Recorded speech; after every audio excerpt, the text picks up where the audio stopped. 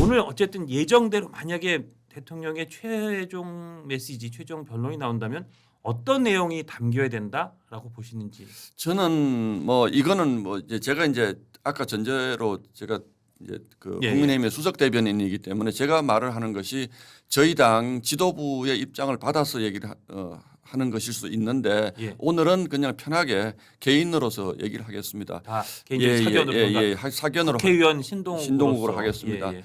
저는 뭐 대통령이 그동안 쭉 헌재에서 심리를 받으면서 간헐적으로 주장하셨던 분들은 오늘은 다 전체적인 스토리를 예. 내가 이렇게밖에 할 수 없었다는 부분 당연히 하실 겁니다. 뭐 예. 안 할 수가 없으실 테고 또 두 번째 파트 수사 과정에서 벌어진 내가 한 개인으로 상한 부당한 대우 그리고 비인격적인 대우 예. 이런 부분들에 대해서 또 얘기를 안 하실 수가 없을 거고 예.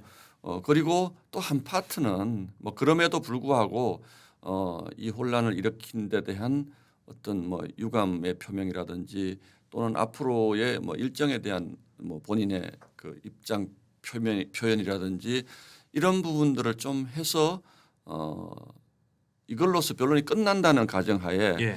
조금 저희 지지자들에게도 좀 마무리를 좀 해주시고 예. 그런 것들을 좀 해주셨으면 하는 생각이 듭니다. 아까 마지막에 일정이라고 말씀하신 건 소위 요새 거론되는 임기 단축 개헌 뭐 이거 거기까지 저는 가지는 않습니다만 아닌가요? 예.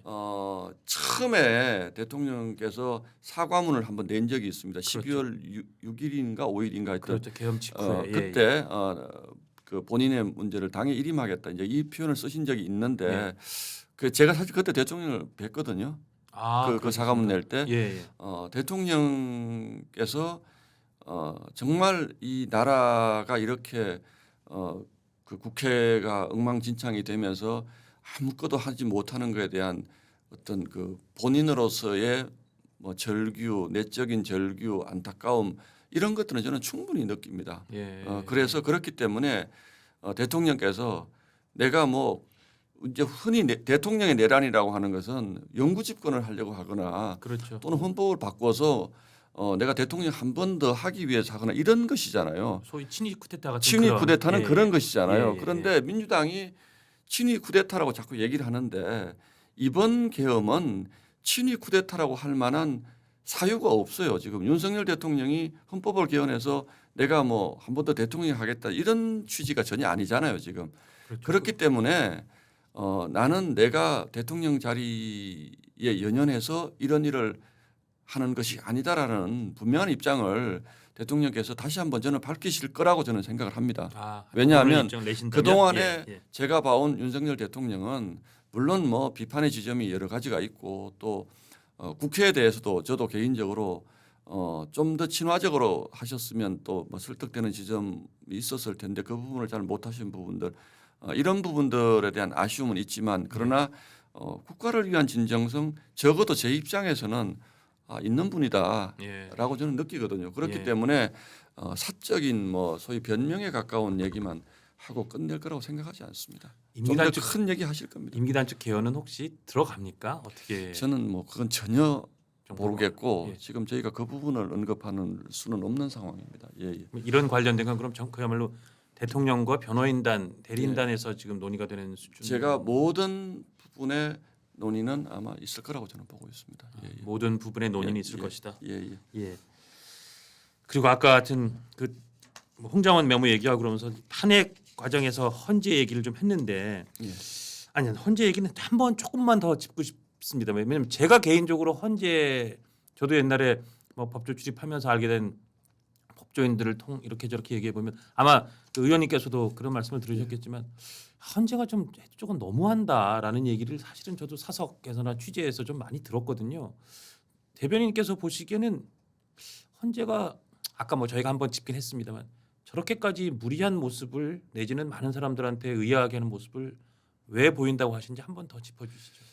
왜가 아니고 저는 구조가 이미 그렇게 돼 있다라고 생각을 합니다. 사실 저도 사법부나 헌법재판소 그 판사님들의 이념적 성향을 거론하고 싶지 않습니다. 왜냐하면 그 똑같은 얘기는 반대로 얘기하면 그런 보수 쪽 사람들도 있잖아 이렇게 얘기를 할 수 있기 때문에 그 얘기 하고 싶지 않습니다. 그런데 지금 대한민국의 사법부는 저는 굉장히 문제가 많다. 우리가 자꾸 그 우리법 연구회나 국제임금법 연구회 얘기를 합니다만 예. 이분들이 지금 사법부의 핵심적인 포스트에 과잉 대표되어 있는 것은 분명하다. 예. 우리가 사실 우리법 연구회 얘기를 계속 하고 국제임법 학계 얘기를 예. 계속 합니다만 이분들 숫자가 얼마나 되겠습니까? 제가 보기에는 뭐 1,200명 지금 뭐 한 10% 안팎 뭐 5%라는 말도 있고 굉장히 전체에 비해서는 그렇게 많은 숫자가 그렇지 아니죠. 않죠. 예. 그런데 지금 헌법재판소에 지금 마흔여 그 재판관 내정자까지 포함하면 4분 그렇죠. 들어와 9분의 4가 되면 44%가 되는 거죠. 그래서 본인들 문영배 대행 본인도 그쪽에서 내가 어쩌면 제일 좌쪽에 있는 사람 같다 이렇게 얘기를 했잖아요. 얘기를 했죠. 예. 그래서 우리 국민들이 생각하는 정상적인 것은 그래도 정규 분포표에서 우리가 예. 뭐 채점할 때도 예. 이쪽 끝 저쪽 끝점 보통 버리고 하잖아요. 예. 그죠? 예. 우리 뭐 입사할 때도 너무 점수 높게 준 사람, 너무 낮게 준 사람 버리고 하는데 대한민국 헌법재판소는 너무 점수를 낮게 주는 사람이 이미 4명 있다는 거잖아요. 지금 예. 그죠? 그렇죠. 8명 중에. 예. 그래서 5대 3이냐 뭐 거기서 한 명 더 하려고 마흔여 재판관 임명을 또 저렇게 무리하게 밀어붙이는 것으로 보이는데 이거는 잘못됐다는 거죠. 예. 저는 뭐 그분들이 제가 법조인 출신이 아니기 때문에 얼마나 실력이 있는 분이고 이런 거에 대한 일종의 인신공격하고 싶지는 않습니다. 네. 그러나 저는 전임 김명수 대법원장 때부터 대한민국 대법원도 저는 마찬가지라고 생각하고 그분들 중에 성향이 약간 좌쪽에 있는 분들이 있고 우쪽에 있는 분들도 있고 이걸 맞추려고 헌법에 뭐 대통령 3명 뭐 여 3명 이렇게 예. 그렇죠. 만들어 놓은 거잖아요. 근데 예전에는 진보든 보수든 막 약간 성향이 이렇지만 우리 쪽에서 봤을 때는 이 사람 정도면 저쪽에서도 인정할 수 있을 거야 이런 사람을 주로 했는데 그렇죠. 이거 뭐죠? 이건 제가 보기에는 안 됩니다. 이렇게 해가지고는 헌법재판소가 어떤 판단을 하더라도 이거는 신뢰받을 수 없습니다. 저도 이 공격을 안 했는데 예. 이진숙 방통위원장 결론을 내는 걸 보면서 그러니까요. 예. 정말 이진숙 위원장은 민주당이 밉겠지만 할 얘기 다 하니까 예. 하루밖에 일 안 하신 분이에요. 맞습니다. 예. 하루밖에 일한 분을 탄핵을 시키면 대한민국의 공직자 중에 나만 알 사람이 누가 있겠습니까? 저는 이렇게 해가지고는 안 되고 4명은 결과가 뻔한 분들이구나. 그럼 변론은 못하러 합니까? 10번씩이나. 저분들은 어떤 변론을 하더라도 이미 저쪽으로 결론이 나 있는데 예. 이런 인식을 줘서는 안 된다는 거죠. 헌재가. 그렇기 때문에 지금이라도 좀 절차적 그 논란에 대한 그 국민들 불신은 좀 어떤 방식이든 해소해 주는 것이 옳다라고 저는 봅니다. 그래서 저는 아까 나온 홍장원 메모가 계속 이렇게 의문점이 생기면 필적 감정도 한번 다시 해보고 공식적으로 할 수도 있잖아요. 아니 도대체 그 지렁이 같은 글씨를 다시 받아 적어서 또 다른 글씨를 정서했다는 보좌관도 한번 불러다가 그건 뭐 비공개로 하더라도 국정원 직원이면 보좌관도 불러다가 한번 물어볼 수도 있고 아니 그런 절차까지는 국민들이 궁금해할 것 같은데 왜 그런 절차까지도 절대 안 밟겠다고 하면서 오늘 꼭 끝내고 기일을 추후에 왜냐하면요. 지정했다는지. 대통령이 뭐 한동훈 대표에 대해서도 예. 체포 지시하라고 한 적이 없다라고 그랬어요. 예. 진술이 엇갈리는 부분들이잖아요. 이런 부분들은. 예, 그렇죠. 그런데 그럼에도 불구하고 뭐 제3의 객관적 물증들이 나오고 또 홍장원 전 처장이 가지고 있다는 메모도 이거는 신뢰할 수밖에 없는 것이다라는 확신이 있으면 예. 그럼 뭐 대통령이 거짓말을 했다라고 봐야죠. 예. 그런데 그 결정적인 진술에 대한 물증이라는 것에 대한 의혹이 이렇게 커지고 있는데 그러니까요. 야당 대표, 야당 의원이 개입했다는 이 물증이 이렇게 커지고 있는데 이걸 무시하고 그냥 결론을 내겠다고 하면 정말 헌법재판소 저는 큰일 날 것 같습니다. 예.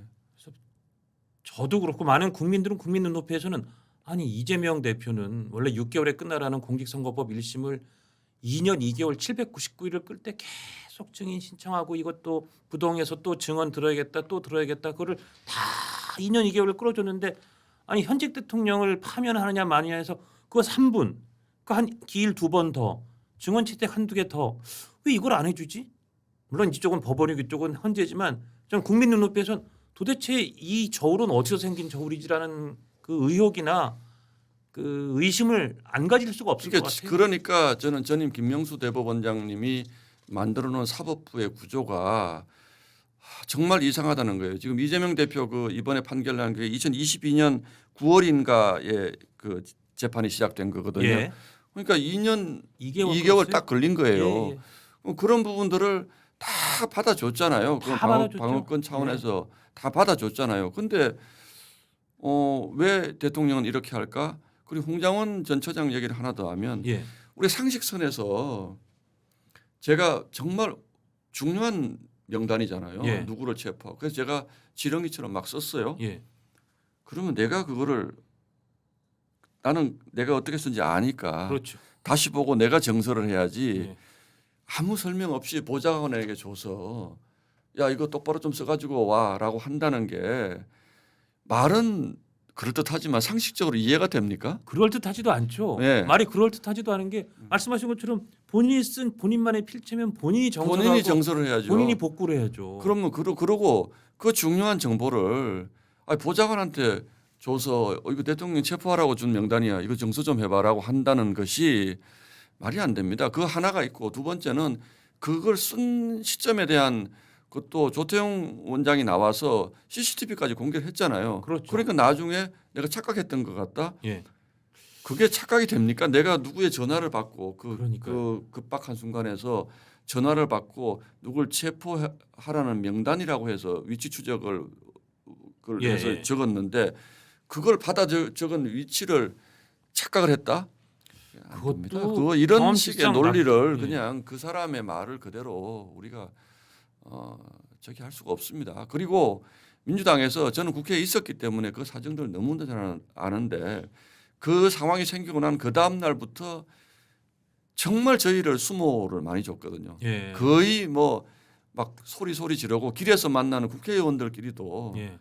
내란 동조정당 의원들이 어디라고 여기가 들어와 그러고 이런 식의 예. 인신 공격을 했다고요. 근데 그 내란이라고 말하는 것이 체포하라고 했다는 거예요. 예. 예. 그래서 저는 뭐 굉장히 황당한 경험을 많이 했어요. 실제로 저쪽에 그 굉장히 그 말하자면 핵심적인 보직에 있는 국회의원들이 저희한테 와가지고 뭐 얘기하겠습니다. 박찬대 원내대표가 저희 쪽에 와서 원내대표 그러지 않거든요. 보통 예. 예. 뭐 소리 지르면서 아. 이런 것까지 제가 목격을 했기 때문에 예. 저는 저 사람들이 도대체 무슨 확신을 가지고 동료 의원들까지 이렇게 모멸감을 줄 정도로 이 상황에 대한 확신을 가지고 있지? 제가 확신을 가지고 있지라고 의문을 표시하는 게 어떤 뉘앙스인지 아실 거예요. 그렇죠.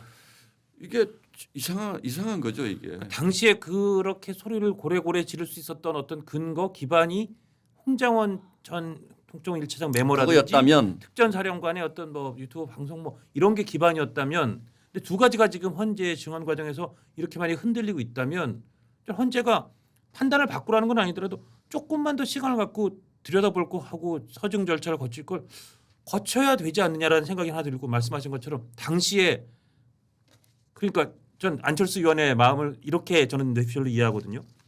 너 내란인데 이거 찬성 안 할 거야? 너 내란인데 이거에다가 탄핵 소추안에다가 도장 안 찍을 거야?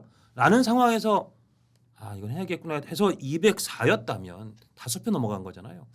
그러면 진짜 그 헌법학자 허영 교수님들 중 많은 분이 생각하시는 것처럼 야, 내란을 빼고 하는 탄핵 소추는 다시 해야 되는 거 아니냐. 그리고 당시에 이렇게 막 흔들고 협박을 했던 그 근거는 다시 한번 따져봐야 되는 거 아니냐. 그게 전 국민된 입장에서도 그 생각이 듭니다. 저는 뭐 두서 없을 수 있습니다만 예. 뭐 또 질문이 나오실 예. 가능성이 있어서 우리 당의 소위 이제 대선 주자라고 하시는 분들도 저는 지금 이런 상황들에서 개인적으로는 피가 끓거든요. 예.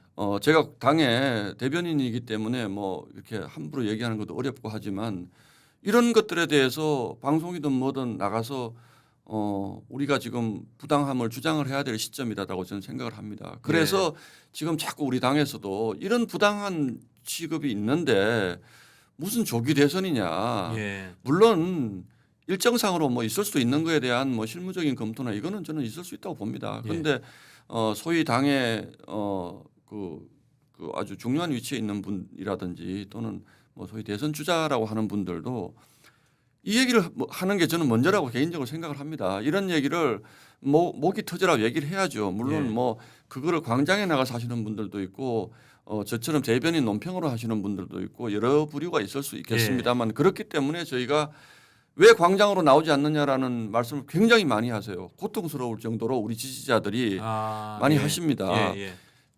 그 마음 제가 정말 이해합니다. 예. 이 추운 겨울에 대통령의 탄핵 과정이 잘못됐다라고 이렇게 저는 따뜻한 스튜디오에서 이렇게 주장하는 것이 죄스럽습니다. 저도 나가서 주장하고 싶어요. 예. 그런데 역할이라는 것이 다 있기 때문에 예. 그 부분은 좀 이해를 해주셨으면 좋겠다는 생각이 들고 그 부분을 분노하시는 분들이 굉장히 많으시잖아요. 예. 박근혜 대통령 탄핵될 때 잘 아시잖아요. 예. 그때도 언론인 하셨으니까 예. 예. 그때하고는 분위기가 다릅니다. 많이 다르죠. 이런 부분들을 예, 예. 우리가 적어도 우리가 민주주의 국가라면 이런 부분들을 법원이 하는 거니까 헌법재판소가 하는 거니까 공수처가 하는 거니까 검찰이 하는 거니까 우린 믿고 기다려야지 이렇게 얘기할 수 있습니까? 민주주의가 뭡니까? 걸핏하면 광장으로 나와가지고 그 절차에 대해서 문제 제기를 한 것이 민주당이었지 않습니까? 과거에. 예. 그런데 이것도 역시 마찬가지이기 때문에 저는 끝까지 이 탄핵이 잘못됐다라는 부분은 저는 개인적으로 주장을 할 생각입니다.